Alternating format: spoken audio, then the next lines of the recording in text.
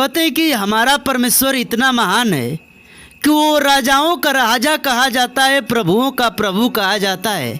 लेकिन हमारा यीशु मसीह संसार में राजा बनकर नहीं आया।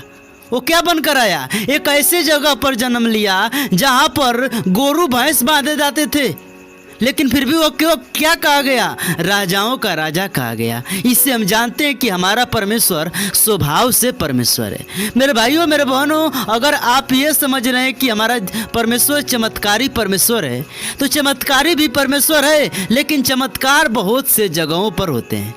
आप ये समझिए कि हमारा खुदा क्या है? हमारा खुदा स्वभाव से खुदा है। वो माफ़ करने वाला है। उसने कहा कि तू किसी का बुराई न करना, तू किसी का भलाई करना।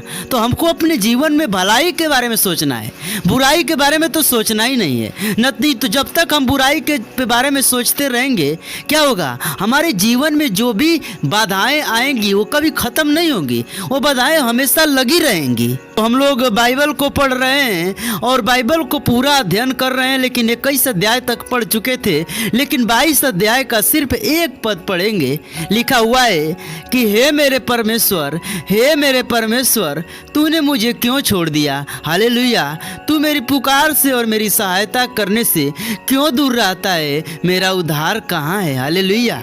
ये बात वहाँ का भी कहा गया है जब यीशु मसीह को सूली पे टांगा जा रहा था और अपने पिता से बहुत रो कर कहा, वो गिड़गिड़ा कर कहा, उसको दर्द हो रहा था। उसने क्या कहा कि हे परमेश्वर, तूने मुझे क्यों छोड़ दिया? हे मेरे परमेश्वर, तूने मुझे क्यों छोड़ दिया? आप कभी ये बात कहते हैं? आप भी ये बात कहें। कब कहें? जब आपके जीवन में ऐसी बाधाएं आए, ऐसी मुश्किलें आए, जिस मुश्किलें का कोई सामना ना हो, परमेश्वर से बात कहें, हे परमेश्वर, हे परमेश्वर, तूने मुझे क्यों छोड़ दिया? परमेश्वर आपको छोड़ेगा नहीं। परमेश्वर उसी पल आपको उस जाल से निकालेगा।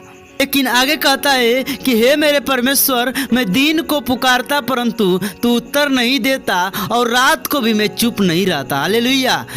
आप पाप करेंगे तो कितना भी आप पुकारेंगे परमेश्वर को, दिन को रात को, राजा दाऊद सिखा रहा है, क्या होगा? हमारा परमेश्वर कभी प्रार्थना नहीं सुनेगा।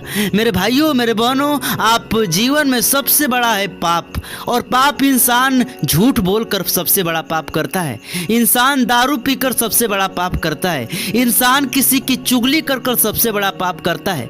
यही सब पापों के बारे में परमेश्वर कहा है। और जो शारीरिक पाप है वो एक अनर्थ पाप है, वो तो पाप है ये, लेकिन सबसे बड़ा पाप जो है, आप किसी के साथ छल करते हैं, आप किसी के साथ बुराई करते हैं, तो सबसे बड़ा पाप ये है। तो मेरे भाइयों मेरे बहनों, आप पाप से हमेशा दूर रहें और परमेश्वर के आज्ञाओं पर चलें, और परमेश्वर आपके जीवन में कर्ज से, हर एक चीज से, चिंताओं से मुक्ति देगा। तो आज के लिए इतना ही। मिलते हैं किसी नेक्स्ट वीडियो में। तब तक सबको जय मसीह की। आमीन।